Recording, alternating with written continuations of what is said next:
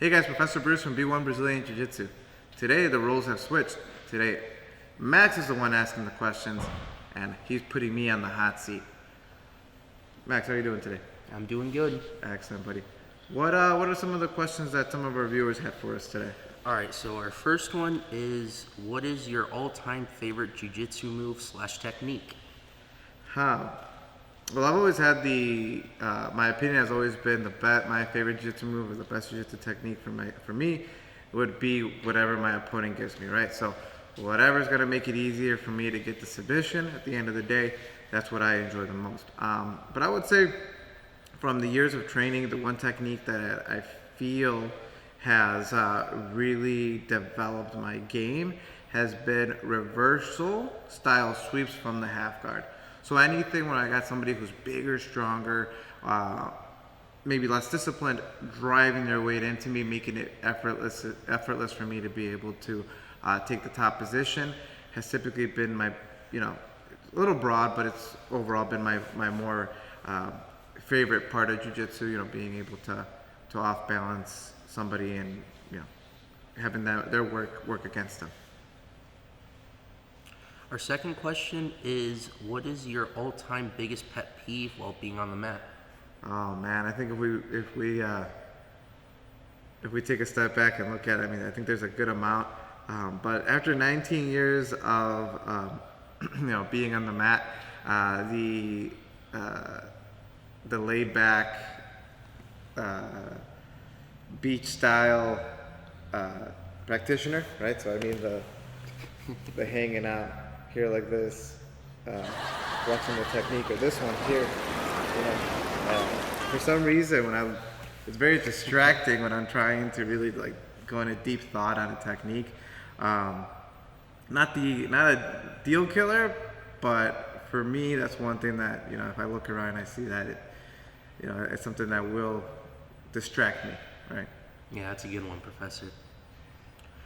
Third one is, what is your favorite jiu-jitsu practitioner? One of my favorite jiu-jitsu practitioners coming up was Marcelo Garcia, and the reason why is because a lot of his game was something that throughout the years I had adapted. I like my arm drags, I like my trips.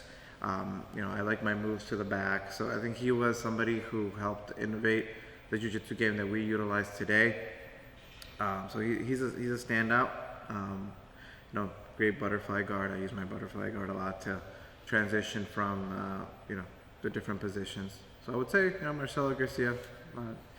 Lots of people know him as the greatest of all time, but close second to him would be Roger Gracie, somebody that I've had a chance to meet in the past, being able to do some training sessions with, but also, I utilize a lot of his mentality when it comes to jiu-jitsu. And our last question, Professor, is, what is it like being a black belt, and have you ever reflected on your jiu-jitsu journey? Yeah, I think throughout the years, you take a step back, and one of the things that I can say is, even though I've been a black belt now 9 years, I take a step back and I'm still learning. I'm still seeing new things. So what does that mean? Well, there's techniques that I at one point felt I was proficient at, and it could be some of my best techniques, and still to this day, I'm making them better, right? Or I feel more comfortable with them, or as I get older, nobody can really beat Father Time, right? But what we can do is kind of balance it out with better technique. So, throughout the years, I think the older I become more technical, which has helped me become a better instructor, has helped me lead our students a little bit better, and hopefully keep them from making some of the same mistakes that I made. But one of the biggest reflection points that I think is getting to black belt, and then seeing optimizing my goals from there. If that makes any sense. So lots of people get to black belt, and then I feel like they kind of lose a little bit of motivation, you could say, just because they reach that big goal. Okay, what is next? But I think a lot of the smart ones take a step back and say, hey, this is my opportunity now. I've gained all this knowledge. I can become a wizard at this, right? And it becomes challenging because now everybody's gonna roll with you just a little bit harder. Guys are gonna kind of hold you at a lower belts will kind of hold you at a higher level. That could be arguable, but you kind of have to, a lot of your mental training throughout the years has to take over.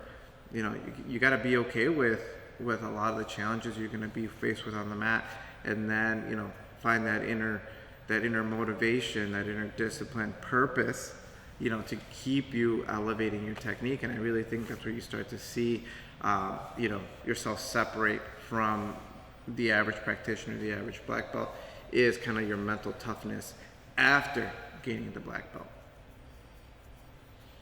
That's great, Professor.